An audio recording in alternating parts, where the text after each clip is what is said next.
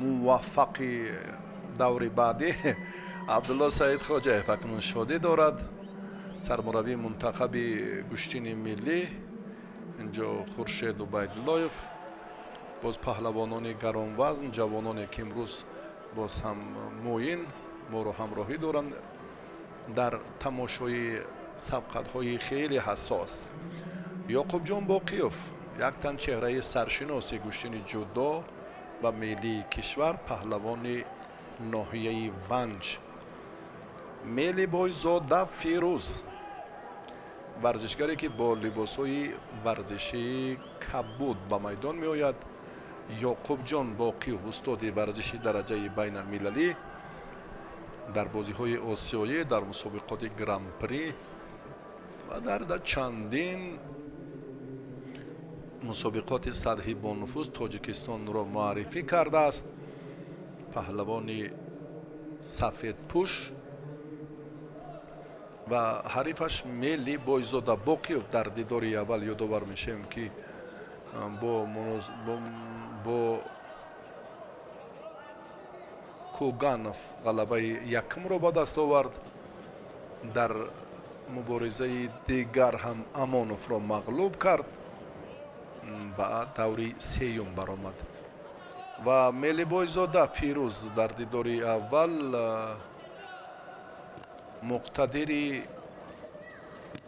муқтадирро, як варзишгари тоҷикистонро шикаст дод ва дар рақобати дуюм Комилов Акбарро ҳам мағлуб намуд ва ҳарду ду ғалаба доранд ва бори сеюм аст ки ҳарду ба майдон меоянд.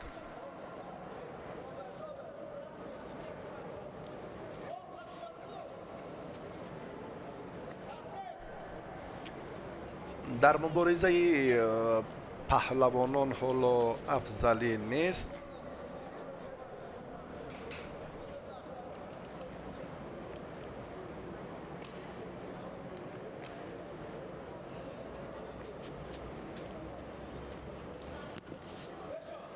боқиев акнун ба вазъияти ба амаломада боз дигар бор ҳам таваҷҷӯҳ мекунад ки инҷо иштибоҳ накунад.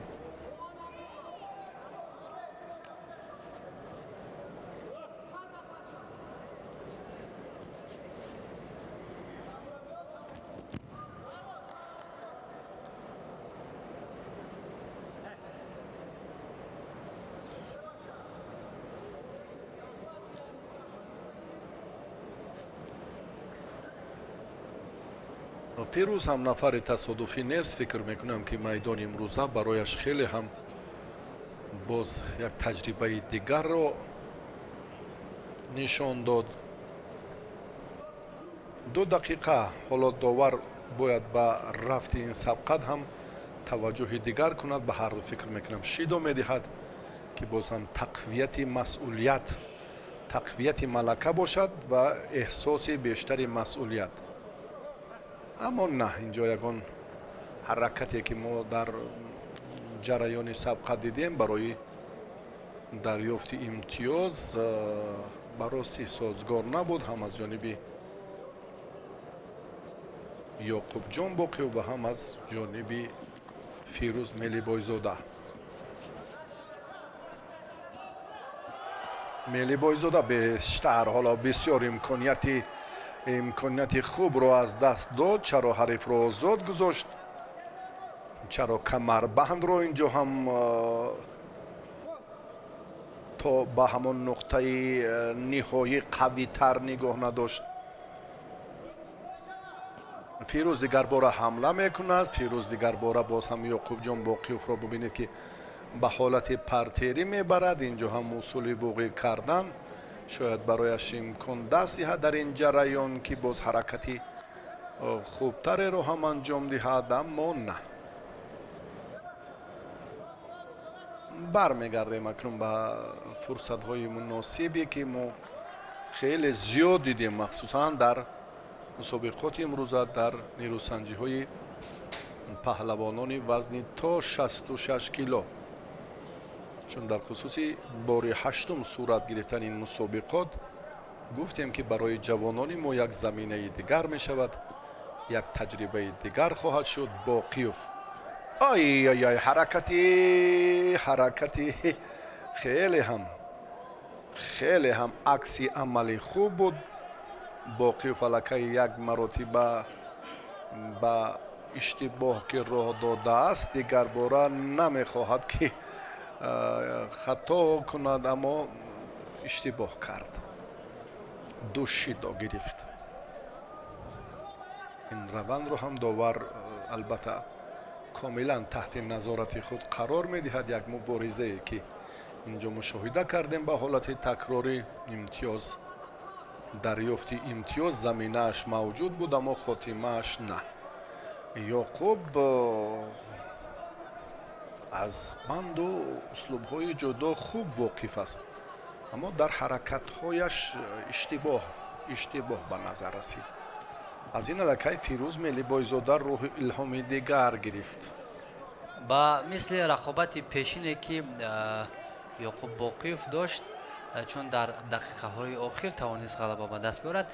ببینید فیروز ملی بایزاده نیز چندان رقیبی آنقدر کم تجربه بگیم برای باقیوف نیست، برعکس رقیبی پرقوت است. رقیبی است که ببینید تا به دور دقیقه های علاوگی رفت، یعنی از اینجا شباهت میدهد که این رقابت برای هر دو مهم خواهد بود، زیرا به دور یک 16 نهایی حالا در مبارزه خیلی حساس دو غلبه دارن هر دو پهلوانی که ما حالا میبینیم.